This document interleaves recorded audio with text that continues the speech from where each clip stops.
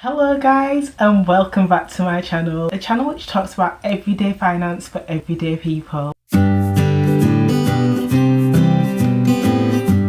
If you're new around here, my name is Cheryl. Over on Instagram, I share my financial journey at FrugalMe3, and I figured in 2020 I was going to step out of my comfort zone and create completely different content over on YouTube. So here I am. If you like the video, please don't forget to like and subscribe, and I'll be uploading videos every week. I thought I would share with you 3 tips on how to save money in 2020. Tip number 1, a bill audit. So for me, a bill audit is where you list all your bills down, how much you're currently paying, and the provider you're with. You'll then review each one of those bills and ask yourself 2 questions. 1, do I need this bill? Do I need this subscription? 2, can I get a cheaper deal? And as always, I am certain you will most probably get a cheaper deal. For example, I conducted my first one last year and I was able to save over £120 a month just by reviewing my budget. Now, there was so much junk in there. There were subscriptions, memberships, high energy bills, all sorts, and I reviewed each one of those bills and asked 2 questions. 1, do I need it? 2, can I get a better deal? And I was able to do that. An example being my energy supplier. I was paying roughly £120 a month for my energy, for both gas and electric. I searched through comparison websites and also some of these new energy suppliers, and I was able to get a quote for £70 a month for both gas and electric.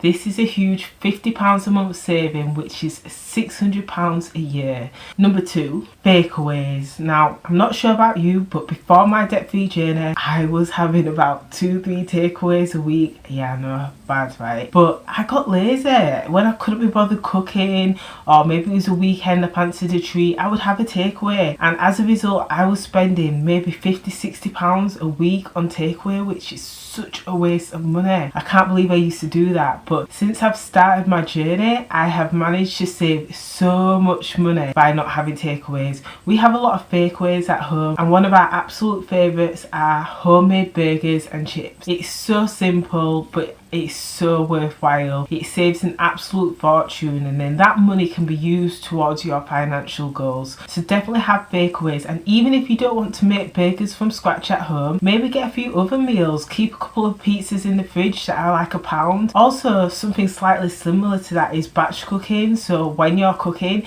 just cook a little for another day and put it in the freezer, and then you can have that at a later date when you don't want to cook, because I suffer from the I don't want to cook syndrome.